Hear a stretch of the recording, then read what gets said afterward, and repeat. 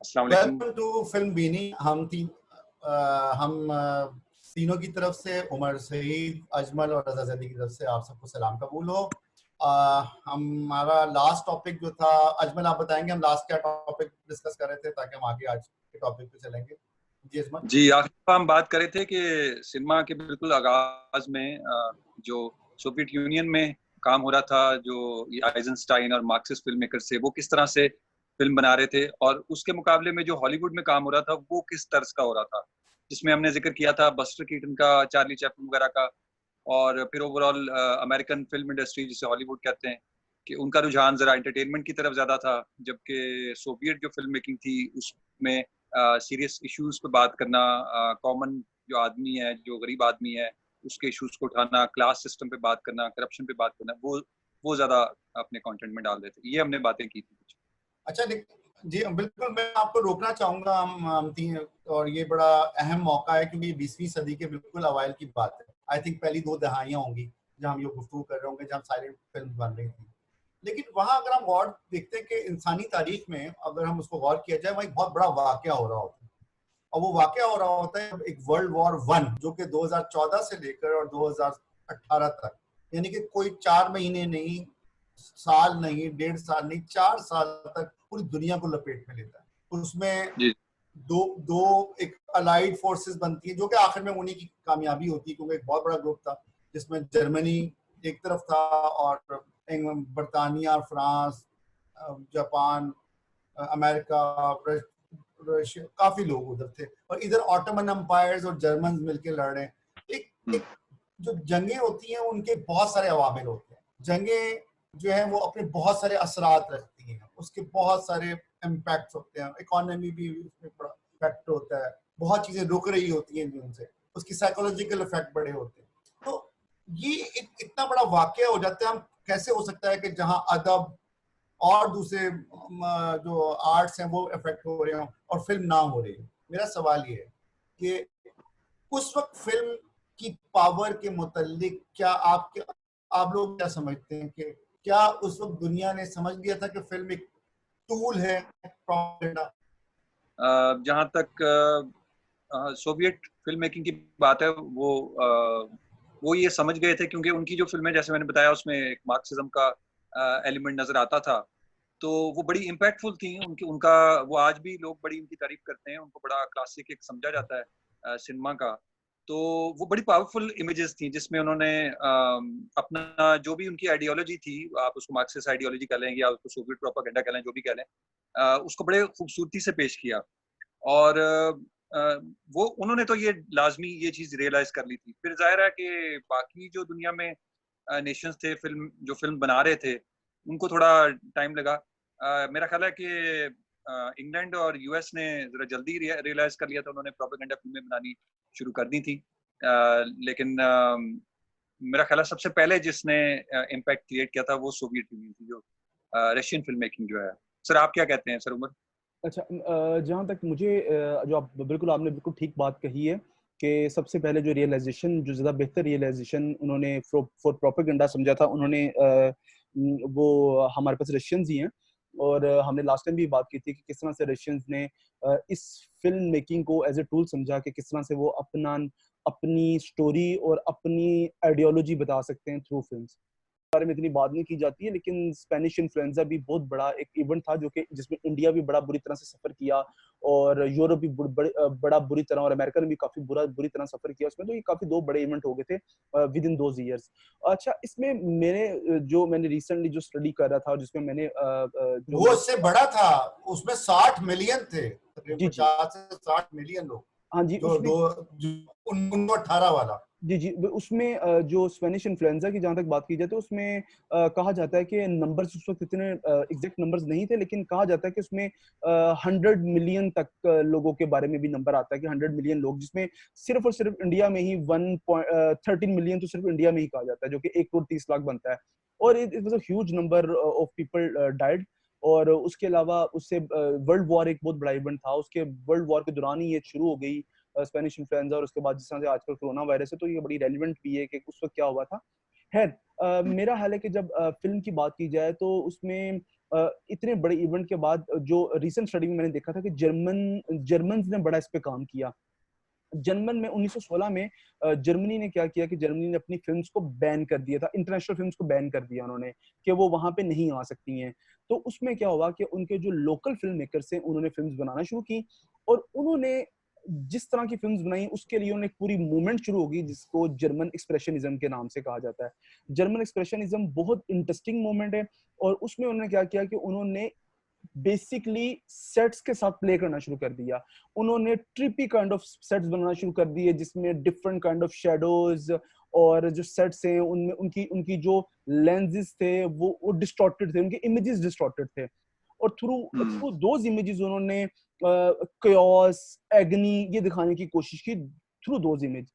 अब उसमें काफी फिल्म्स हमारे पास बनती है, इसमें बहुत बड़े बड़े नाम भी हमारे पास फिल्मों में, जिस तरह से नोस्फेरातो फिल्म है, अजमल साहब ने शायद देखी भी हो वो फिल्म नोस्फेरातो। उसके अलावा हमारे पास मेट्रोपोलिस जैसी फिल्म्स आती हैं।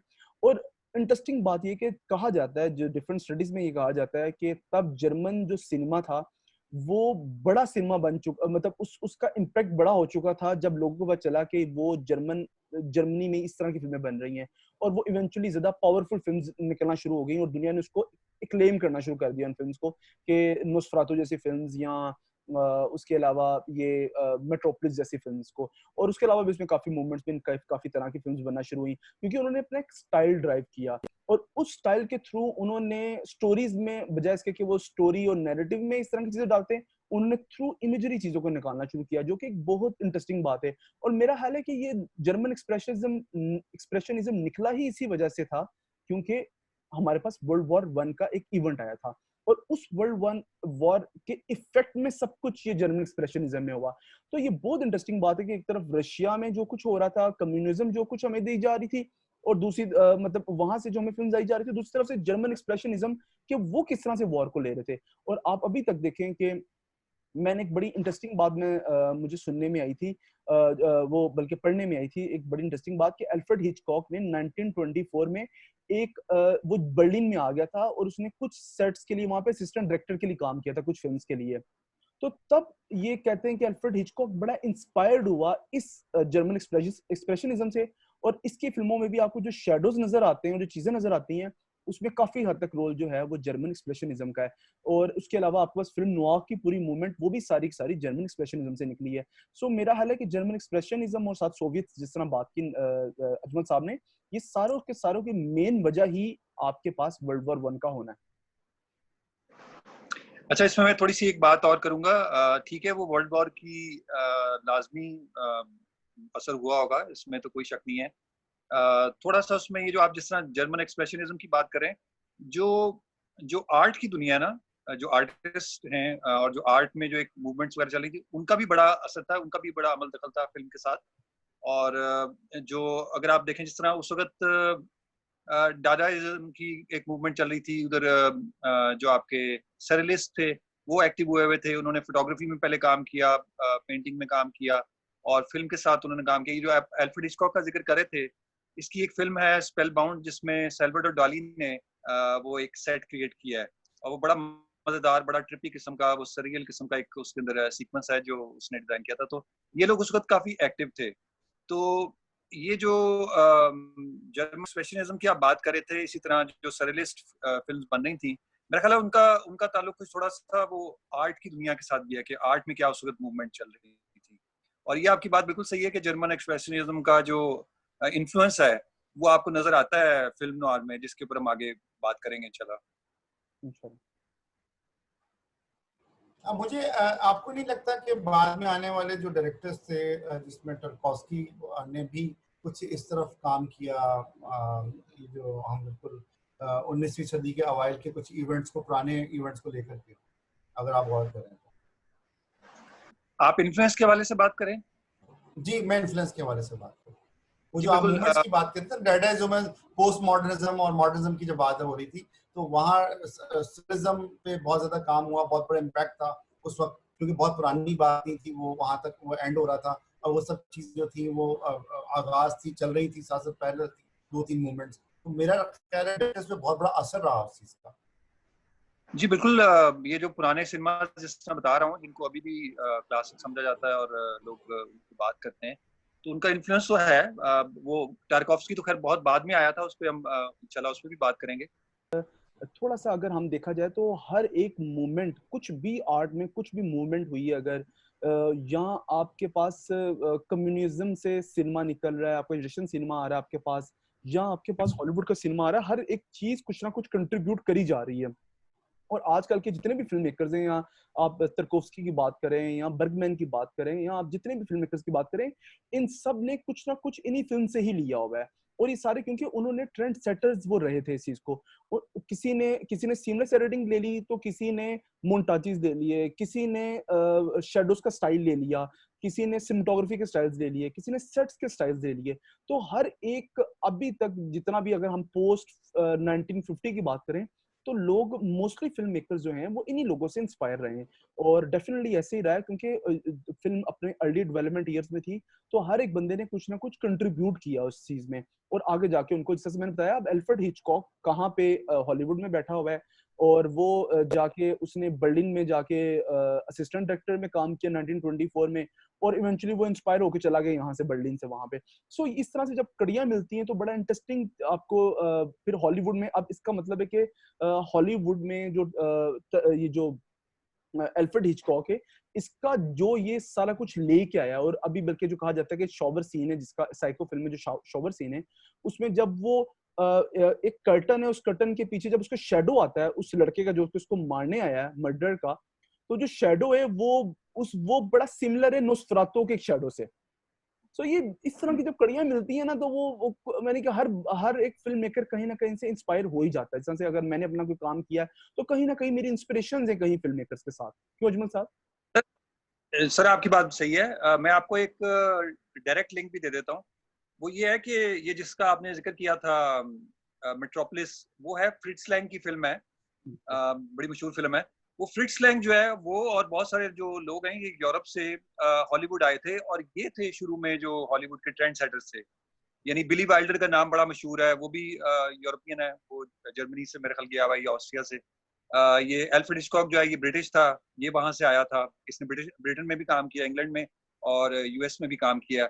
इस तरह और बहुत सारे डायरेक्टर थे जो यूरोप से आए थे, और इनमें से बहुत सारे डायरेक्टर जो हैं वो यहूदी थे, ज्यूज थे, क्योंकि ज्यूज को वहां पे परसिक्यूट किया जा रहा था, तो ये फिर भाग के अमेरिका आ गए थे, और इन्होंने फिर वहां पे हॉलीवुड में फिल्में बनानी शुरू की। तो फ्रिट्ज लैंग का जो अमेरिकन करियर है वो बड़ा इंटरेस्टिंग है। वो उसने वहां पे बहुत ज्यादा फिल्में बनाई हैं, और बहुत अच्छी फिल्में बनाई हैं, जिनमें से कई जो हैं वो इस तरह की फिल्म नॉर टाइप की हैं, जिसमें आपको उसकी ये जो एक्सप्रेशनिज्म और लाइटिंग और लाइट और डार्क का जो प्ले है और शेडोज का जो प्ले है वो उसमें नजर आता है। अमेरिका ने बहुत इन दुनिया की अनसर्टेनिटी को, उनकी जंगों से बहुत कुछ सीखा, और उसने उस तमाम जो जिसे कहना चाहिए कि अपना एजेंडा किया। लगता है कि वो वर्ल्ड वॉर 1 पे ही कर लिया था।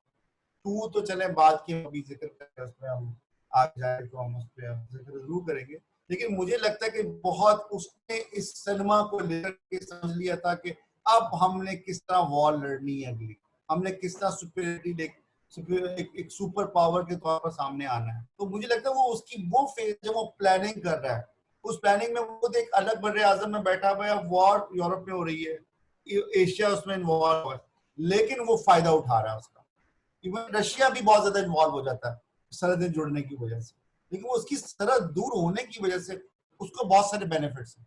आप लोग नहीं समझते? सर मैं इसमें सिर्फ ये कहूंगा कि अमेरिका ने फिल्म मेकिंग को इस तरह से उसमें अपना जो एजेंडा है, या जो भी उनका अपनी एक आइडियोलॉजी है, वो उस वक्त इतना नहीं यूज किया। वो वर्ल्ड वॉर 2 के आसपास जो है ना, उसमें वो ज्यादा एक्टिव थे। वर्ल्ड वॉर 1 में तो अभी वहां पे सिनेमा जो है वो एक्सप्लोर हो रहा था, अभी वो देख रहे थे। बहुत सारे लोग वहां पे सिनेमा को अच्छा भी नहीं समझते थे, उसको सीरियसली भी नहीं लेते थे। और शुरू शुरू में आपको ये मैं बताऊं, बड़ी इंटरेस्टिंग बात है कि हम कहते हैं कि जी हॉलीवुड जो है वो ज्यूज जो है वो चला रहे हैं। वो क्यों चला रहे हैं? वो इसलिए चला रहे हैं कि शुरू में और किसी ने सिनेमा को घास नहीं डाली, और ज्यूज को कोई काम नहीं देता था, इनको बुरा समझा जाता था, इनको सोसाइटी में वहां पे भी यानी लो समझा जाता था। तो जो काम कोई और नहीं कर रहा था वो ये करते थे। और इसी तरह आपको ये भी बात बताता चलूं कि शुरू शुरू में जो हॉलीवुड में जिन लोगों ने काम किया उनमें औरतों का बहुत हाथ है। तो औरतों को भी उस वक्त ज़ाहिर है वो ज़माना और था, उस वक्त उनको इक्वल राइट्स नहीं थे, उनको बहुत सारी जॉब जो है वहाँ पे ये उनके लिए दरवाज़ा नहीं खुला हुआ था कि वो जाके वो जॉब कर सकें। तो वो भी फिल्म मेकिंग की तरफ आ गई। उनमें से बहुत सारी जो है वो स्क्रिप्ट राइटर बन गई, कुछ एडिटर्स बन गए, कुछ डायरेक्टर बनी, प्रोड्यूसर बन गई, सेट डिजाइनर्स बन गई। उन्होंने बहुत ज़्यादा शुरू में काम किया। उसके बाद जब ये फिल्में जो है ये लोगों में पॉपुलर होना शुरू हुई और लोगों को समझ में आया कि यार ये तो बड़ा प्रॉफिटेबल एक चीज़ है, तो फिर उसके अंदर ये जो पैसे वाले लोग थे ये उसमें आने शुरू हुए और फिर ये जो वॉल स्ट्रीट है उसका उसमें अमल दखल शुरू हुआ और फिर अमेरिकन गवर्नमेंट ने इसको एज अ टूल, जैसे आप बात कर रहे हैं, वो सीरियस लेना शुरू किया। लेकिन वो 30s ऑलमोस्ट 40s तक की बात है। शुरू शुरू में जो है ना ये काफी मुझे लगता है कि नेग्लेक्टेड थी ये फिल्म। इसमें ज्यादातर जो है ये आपके अगर आप देखें हॉलीवुड में उस वक्त ये म्यूजिकल्स बन रहे थे, लेविश किस्म के म्यूजिकल्स बन रहे थे जिसमें बहुत सारे गाने होते थे, सॉन्ग एंड डांस सीक्वेंस होते थे, बड़े अच्छे कोरियोग्राफ किस्म होते थे, बड़े मशहूर हैं वो। लेकिन ज्यादातर काम इस किस्म का हो रहा था। मेरा ख्याल है प्रोपेगेंडा इतना ज्यादा नहीं हो रहा था। सर आप क्या कहते हैं सर उमर? अच्छा, मैं बिल्कुल मैंने लास्ट टाइम भी इसी बात को थोड़ा सा मैंने डिस्कस किया था इस टाइम पे अपने लास्ट वाले एपिसोड में कि हॉलीवुड को मेरा ख्याल है कि हॉलीवुड अमेरिका को बहुत अर्ली रियलाइज हो चुका था इस चीज का कि ये एक बहुत बड़ी इंडस्ट्री बन जाएगी फ्यूचर में। और उसमें जाहिर उनके स्टूडियोज वहाँ पे होना, लोगों को अपॉर्चुनिटीज देना, वहाँ पे उनको बुलाना, बिल्कुल आपने सही से बताया, ये तो मेरे लिए भी नई बात थी सारी की सारी कि किस तरह से ज्यूज ने आके इसको मतलब जाहिर है वो ज्यादा उन्होंने टेक ओवर किया इस पूरे बिजनेस को। लेकिन मेरा ख्याल है कि अमेरिका में जो बिकॉज ऑफ कैपिटलिज्म और अंडरस्टैंडिंग ऑफ अ मार्केट, अभी भी आप देखें तो अमेरिका बहुत सी मार्केट्स में बहुत आगे। मेरा ख्याल है इसकी सबसे बड़ी वजह ये कि वो बहुत अर्ली रियलाइज कर जाते हैं कि इस चीज की मार्केट होगी आगे जाके। और उन्होंने उनको उनको डीडब्ल्यू ग्रिफिथ के टाइम पे ही उनको यानी कि 1912 में जाकर उनको समझ आना शुरू हो गई थी कि उनको फीचर फिल्म्स की तरफ चला जाना चाहिए। इसका मतलब है कि वो इसके पोटेंशियल को, क्योंकि फीचर फिल्म्स में जाना मतलब पहले शॉर्ट फिल्म्स बनती थी, उसके बाद फीचर फिल्म की तरफ चले गए। फीचर फिल्म की तरफ जाना भी इटसेल्फ एक बहुत बड़ा उनका एक पैसे मनी मेकिंग की तरफ जा रहे थे वो, क्योंकि उनको लगता था कि ब्रॉडवे जो शो है उनके पैसे ज्यादा उनको मिलते हैं, उनका प्रॉफिटेबल लगता है ब्रॉडवे शो और वो लंबा होता है। इसलिए उनको लगा कि उनको शॉर्ट फिल्म्स में लोग थोड़ी देर के लिए पैसे खर्चना नहीं चाहेंगे, तो उनको लगा कि उन्होंने फीचर फिल्म्स बनानी चाहिए। उनको फीचर फिल्म्स का की तरफ जाना ही इटसेल्फ उनकी पहला बहुत बड़ा स्टेप था टूवर्ड्स दैट अप्रोच के हमने किस तरह से फिल्म को एक बड़े बिजनेस की तरफ लेके जाना है और इसका बड़ा मनी मेकिंग बिजनेस की तरफ लेके जाना है। इसलिए उनको सबको अपॉर्चुनिटीज भी दी उन्होंने और इसीलिए उनकी जो इंडस्ट्री है वो आराम आराम से फ्लरिश करना भी शुरू हुई, मेरा ख्याल है इस चीज में। जी, वो आपकी बात सही है। फिल्म को एज अ बिजनेस उन्होंने लेना शुरू कर दिया था। इस बात की इनको समझ जल्दी आ गई थी। एज अ प्रोपेगेंडा टूल मेरा ख्याल है वो बाद में, जैसे मैंने बताया कि 30s तक उनको इस बात की समझ में आई। दूसरी चीज ये भी है कि जिस तरह आप बात कर रहे हैं यूरोप में जो फिल्म है उसमें जैसे मैंने पहले बताया कि वो आर्ट की दुनिया से काफी जुड़ी हुई थी। तो उसमें एक्सपेरिमेंट्स भी हो रहे थे, उसमें डिफरेंट किस्म की जो मूवमेंट्स हैं उनको फिल्म के साथ भी अप्लाई किया जा रहा था। तो उन्होंने शुरू में ये चीजें जो हैं ये डिफाइन करी थी जिसको हम बाद में फिल्म फॉर्म के नाम से जानते हैं कि फिल्म की बेसिक 3 फॉर्म्स होती हैं। एक होती है नैरेटिव फिल्म जिसमें स्टोरी टेलिंग होती है, जो प्लॉट बेस्ड होती है, जिसमें ये आपके 3 एक्ट स्ट्रक्चर या 4 एक्ट स्ट्रक्चर या इस तरह की चीजें होती हैं जिससे हम सब वाकिफ हैं, जो हॉलीवुड की एक मेन प्रोडक्ट है। दूसरी जो है उनकी टाइप वो थी एक्सपेरिमेंटल फिल्म, जिसमें वो फिल्म के साथ एक्सपेरिमेंट करते थे। उसकी कोई लॉजिक, कोई तुक बनने की जरूरत नहीं है, एक सीन दूसरे सीन से जुड़ना जरूरी नहीं है, साउंड का होना या ना होना या जो सीन चल रहा है उससे बिल्कुल डिफरेंट किस्म की कोई साउंड चलना, मतलब कुछ भी हो सकता है, वो एक्सपेरिमेंटल फिल्म होती थी। और तीसरी जो थी वो डॉक्यूमेंट्री फिल्म थी कि जिसका काम ये था कि रियलिटी को डॉक्यूमेंट करना या किसी इवेंट को डॉक्यूमेंट करना और इस तरह के। तो यूरोप में तो ये चीजें जो है इन्होंने शुरू में ही डिस्कवर कर ली थी। अमेरिका को जब ये समझ में आया कि स्टोरी टेलिंग वाली जो फिल्में हैं, जो ये नैरेटिव फिल्में ये लोगों में बड़ी पॉपुलर हो रही हैं, तो उनका ज्यादा जो रुझान था वो मेरा ख्याल है फीचर फिल्मों की तरफ हो गया। बिल्कुल ऐसे ही है, बिल्कुल ऐसे ही है। और जरीद साहब आप सुन सकते हैं हमें? जी मैं सुन रहा हूँ। हाँ जी, तो अच्छा आप इस बारे में कुछ कहना चाहें और ये इस उस टाइम के बारे में मैं मेरा मौक़िफ़ ज़रा थोड़ा सा मुख्तलिफ था। मैं क्योंकि अमेरिका ऐसी नेशन नहीं है जो कि 18वीं सदी में बन रही है या 19वीं सदी में बन रही है। पुरानी नेशन है और उनके जो इंटेलिजेंसिया बहुत स्ट्रॉन्ग रहा है और उन्होंने हमेशा अपने आप को बहुत सेफ और बच के रहा है। उनका पॉलिटिकल बैकग्राउंड अगर आप देखें, जो अगर ये फोर्स ही कर रहे हैं कि उन्होंने ये वर्ल्ड वॉर 2 के करीब जाके प्रोपेगेंडा शुरू किया, ऐसा नहीं है। उन्होंने बहुत जल्दी, मेरे नज़र में, अगर वो साइलेंट पिक्चर्स भी थी तो वो अमेरिका में ही बन रही थी और वहीं उनकी प्रोडक्शन हो रही थी और वहाँ पूरी टेक्नोलॉजी इवॉल्व हो रही थी। अब उन्होंने, क्योंकि उनके पास बिजनेस एक बहुत बड़ा टूल, बिजनेस को बहुत पहले समझ चुके थे, क्योंकि नेशन जरा पुरानी थी वो हमेशा, और मॉडर्न नेशन थी। ये यूरोपियन नेशन की इतना कदामत पसंदी नहीं थी उनकी, वो हिस्ट्री नहीं है जो डार्क हिस्ट्री हम अगर यूरोप की ले। यूरोप बहुत क्लोज टू रहा है, क्लोज टू कल्चर रहा है। अमेरिका का नहीं है। अमेरिका ने एक बिल्कुल एक नई नेशन जो पूरी दुनिया का अरब जो है, कहना चाहिए क्रीम जो है जोड़ रहा है, वो जमा कर रहा है। तो उसकी पर्पस एक पूरा एक सर्टेन एजेंडा सेटिंग है। तो उसने दुनिया भर से लोगों को उठाया, उसने दुनिया भर से उस ताकत से जो कि वो उसको रियलाइज हो गया था कि जो कमर्शियल एस्पेक्ट है उसके जरिए वो अपने प्रोपेगेंडा कर सकता है। तो उसने हर जगह ऐसा किया। उसने वर्ल्ड वॉर 2 में भी बहुत सोच समझ के कदम रखा। उसने वहां वो काम किया जो वर्ल्ड वॉर 2 में, जहां उसने अपनी सुपरमेसी के लिए उसने जो बॉम्ब, देखिए वो आज भी नदामत नहीं है उनके यहाँ। हम कई जगहों पे करते हैं, लेकिन अमेरिकन नेशन मैंने देखा गलतियां करके नदामत कहीं उसके अंदर नजर आती हो आज तक। अगर हम आज उसके प्रेसिडेंट में भी देखें तो वो भी वही हरकतें कर रहा है। तो नेचर बाय नेशन उनकी एक सर्टेन आइडिया बनना, वो एक अलग चीज है। वो बहुत कमर्शियल एस्पेक्ट है, उसका आर्टिस्टिक एस्पेक्ट बिल्कुल भी नहीं। अगर हम उनकी फिल्मों को देखें, बहुत, अगर हम उनकी 100 फिल्में उठाएं अमेरिका हॉलीवुड की और 100 फिल्म आप यूरोप की उठाएंगे, तो आप में उनमें से मुश्किल 10 से 20 फिल्में होंगी जो आप थोड़ा सा टिल्ट करेंगे, जिसपे आप कॉन्सेप्चुअल आर्ट और फॉर्म और इस तरह की हम गुफ्तगू करेंगे। अदरवाइज 80% उनका मकसद जो है वो कमर्शियल बिजनेस और इस तरह। लेकिन यूरोप कुछ और है। यूरोप फिल्म मेकिंग ये चीज नहीं है जो हॉलीवुड फिल्म मेकिंग। अगर हम बात करें, उन्होंने कभी भी कोई किसी चीज को, इवेंट को डॉक्यूमेंट भी किया है तो बहुत आर्टिस्टिक वे में किया है। उन्होंने नैरेटिव बयानिया उनका वैसा नहीं रहा जो कि दास्तान गोई की तरह था, तो उन्होंने एक फिल्म सुना दी, पढ़ा दी। मेरा अपना जाती ख्याल है। अच्छा, इसमें सर मुझे जो आपकी बात में मुझे काफी हद तक बिल्कुल आपकी बात ठीक लगती है।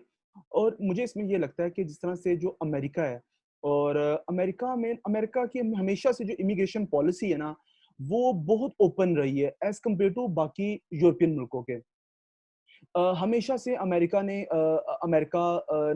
प्रमोट किया है दूसरे मुल्कों से लोगों को अपने मुल्क में लाने में। वो इतने नेशनलिस्ट नहीं है जितना शायद हम यूरोप में कुछ कंट्रीज को पहले देखते थे।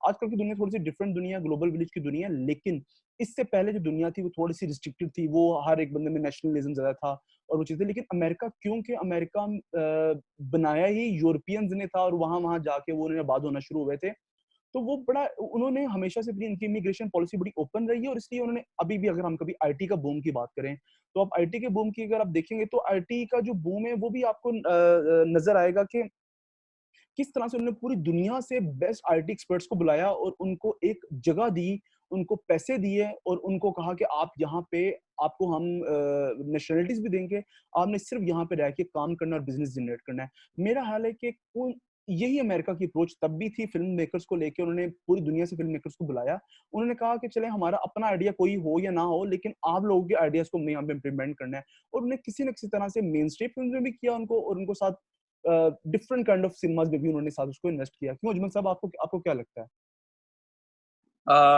मैं आपकी बात से किसी हद तक एग्री करता हूँ, लेकिन थोड़ा सा मैं आपको ये बताता चलूं कि अमेरिका की जो अपनी यानी हिस्ट्री है या स्टोरी है, आप कह लें कि जो अमेरिकन टिपिकल फिल्में हैं, उसमें दो नाम आते हैं। एक तो फिल्म नोआर जिसका हमने जिक्र किया था, जिसमें लाइट और शैडोज का बड़ा प्ले है और वो क्राइम से रिलेटेड थे उस तरह, और जाहिर है उसमें यूरोपियंस का बड़ा हाथ था।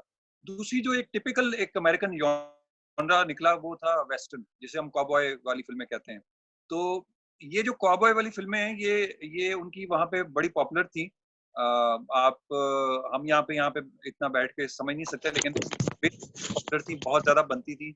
बाकायदा सीरियल्स इनके होते थे कि यानी आप हर हफ्ते जाके सिनेमा में एक एपिसोड देखते थे, उसके बाद अगले हफ्ते जाते थे उसकी अगली किस्त देखने के लिए। तो ये सब वहाँ पे हो रहा था। और ये सब वहाँ पे ये जो वेस्टर्न फ़िल्में वहाँ पे उनका एक बड़ा इम्पोर्टेंट रोल है। ये बेसिकली अमेरिका की हिस्ट्री आपको बताती हैं कि अमेरिकन्स कौन है, उनकी आइडियोलॉजी क्या है, उनकी उनकी आउटलुक क्या है, और American as people, as a कॉम, वो कौन है। इसमें उन्होंने अपने बारे में बताने की कोशिश की है कि ये हैं हम लोग। यानी बिल्कुल बेसिकली एक आप ये कह लें कि एक मिथ मेकिंग एक्सरसाइज है उनके लिए, ठीक है। बिल्कुल। उसकी वजह ये है कि जो अमेरिकन्स, जो लोग अमेरिका आके सेटल हुए, वो सारे यूरोप से आए थे। कोई जर्मनी से आया, कोई आयरलैंड से आया, कोई स्पेन से आया, कोई फ्रांस से आया, इस तरह से। तो उनकी जो अपने कल्चर थे वो तो पीछे रह गए। अब यहाँ आके उन्होंने एक नया कल्चर स्टार्ट किया, ठीक है। तो एक नई हिस्ट्री उनको चाहिए थी जिसमें वो सारे कंबाइन हो सकें। तो ये जो कॉबॉय वाली फिल्में, इसमें आप ये कह लें कि वो एक तरह से वो सब उनकी एक कंबाइंड हिस्ट्री। इस वक्त हमारे जो इस प्रोग्राम की टाइमिंग है वो खत्म हो गई है, और हमारे जी जी। जो तो इसमें अब आज़ादी साहब आपकी तस्वीर तो नहीं आ रही, तो मेरा हाल है मैं ही प्रोग्राम को क्लोज करता हूँ। तो today we talked about the first world war और हॉलीवुड सिनेमा और यूरोपियन सिनेमा, और इसमें जर्मन एक्सप्रेशनिज्म ने किस तरह से काम किया। तो we discussed about this thing. इंशाल्लाह हम नेक्स्ट प्रोग्राम में डिटेल में हम इससे अगले इवेंट्स को डिस्कस करेंगे, वर्ल्ड वॉर वन के अगले इवेंट को। और हम इंशाल्लाह कोशिश करेंगे कि आप मतलब ऑडियंस को ज़्यादा बेहतर तरह से इसके और समाजी और मुआशरती पहलुओं पे हम इस पे रोशनी डालें, फिल्म का, जो कि हॉलीवुड में, यूरोपियन में और इवन साउथ एशिया रीजन में। सो आप सब लोगों का बहुत शुक्रिया, जदी साहब आपका शुक्रिया, और अजमल साहब आपका शुक्रिया प्रोग्राम में इतनी इन्फॉर्मेशन देने का। और मैं अपने ऑडियंस को भी ये बात कहूँगा कि थोड़ा सा, अगर आप इस प्रोग्राम को देख रहे हैं, आप अगर इसके आपको इन्फॉर्मेशन इन्फॉर्मेटिव लग रहा है, तो इस चैनल को सब्सक्राइब जरूर कीजिएगा, क्योंकि ताकि आपको अपडेट जाती रहे कि आपको ये हमारी एक नई वीडियो अपलोड होगी, ताकि आपको देख सकें। बहुत शुक्रिया आप सबका। अल्लाह हाफिज़।